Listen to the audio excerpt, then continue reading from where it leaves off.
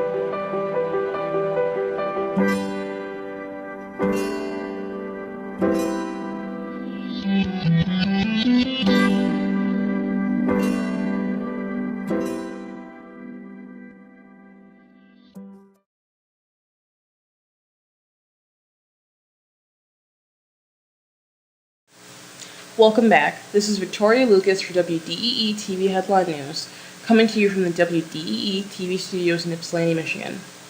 Our next story today comes from the Associated Press and writer Carol Feldman. Top federal health officials said Sunday that the Ebola diagnosis in a healthcare worker who treated Thomas Eric Duncan at a Texas hospital clearly indicates a breach in safety protocol. But the unidentified worker has been unable to pinpoint where that breach might have occurred, according to Tom Frieden. But the unidentified worker has been unable to pinpoint where that breach might have occurred, according to Dr. Tom Frieden, head of the Centers for Disease Control and Prevention. A single inadvertent slip can result in contamination, he said during a briefing. He said the CDC has recommended that the hospital where the worker is being treated and where Duncan died Wednesday should keep to an absolute minimum those who care for Ebola patients and should perform only those procedures that are essential to a patient's treatment. The agency also called on the hospital to put in place a full-time individual responsible for oversight of infection control. In terms of safe and effective care, we had already begun several days ago to ramp up the education and training of healthcare workers at this facility, Frieden said. More on this story can be found on the local news feeds link on our website, WDEE-TV.com. Coming up next, Milan officials come to terms with local preschool. At Morgan Taylor, buy 2 suits, get a 3rd suit free. Morgan Taylor is located at 133 West Michigan Avenue in Ypsilanti. Clothing and accessories for men, women, and children at Morgan Taylor. Open Monday through Saturday, 10 a.m. to 6 p.m. Call 734-221-0296. Ask about layaways and in-store financing. At Morgan Taylor, buy 2 suits, get a 3rd suit free.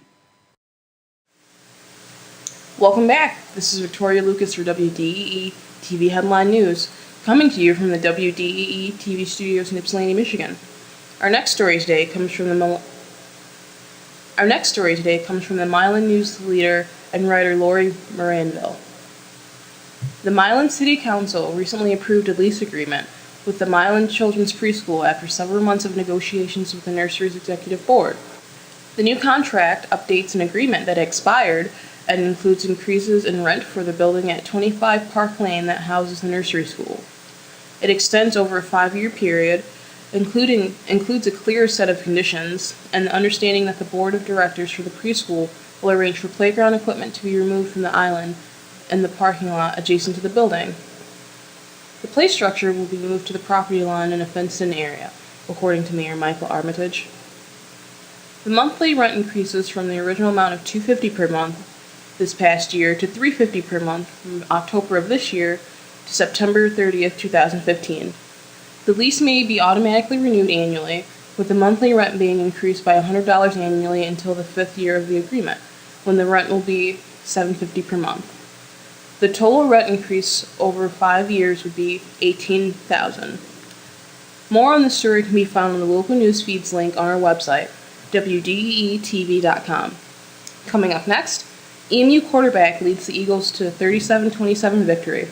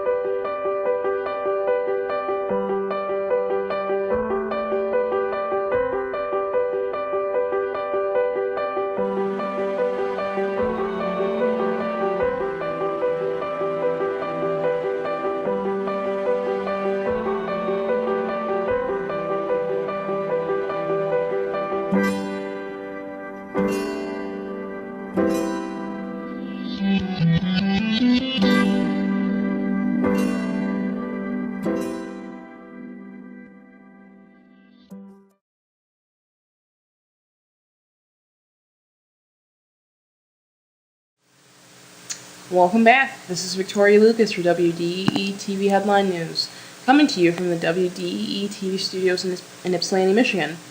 Our final story today comes from the Associated Press. No rider by line was given. Reginald Bell Jr. ran for 3 touchdowns and threw for 1 more to lead Eastern Michigan over Buffalo 37-27 on Saturday. Buffalo took an early 10-3 lead before Bell faked a dive on 2nd down, cut right, then ran up the middle untouched for 71-yard touchdown to pull the Eagles 2-4 overall, 1-1 in the Mid-American Conference, within 10-9. Buffalo added a field goal before the Eagles scored 21 unanswered points. Ryan Brumfield bullied in from the 1, and then Bell ran for a 10-yard score and connected with David Gibson for a 23 TD strike. Joe Licata threw a 50-yard touchdown pass for Buffalo to make it 30-21. Bell put it away with 2 minutes and 25 seconds to play, running nearly untouched for a 72-yard touchdown. Bell finished with 144 yards passing and 202 yards on the ground. Licata threw for 383 yards and 3 touchdowns to lead Buffalo 3-4 overall, 1-2 in the MAC Conference. More on this story can be found on the local newsfeed link on our website, WDEE-TV.com. For WDEE-TV Headline News, this has been Victoria Lucas. Thanks for watching and have a great day. At Morgan Taylor, buy 2 suits, get a 3rd suit free. Morgan Taylor is located at 133 West Michigan Avenue in Ypsilanti. Clothing and accessories for men, women, and children at Morgan Taylor. Open Monday through Saturday, 10 a.m. to 6 p.m. Call 734-221-0296. Ask about layaways and in-store financing. At Morgan Taylor, buy 2 suits, get a 3rd suit free.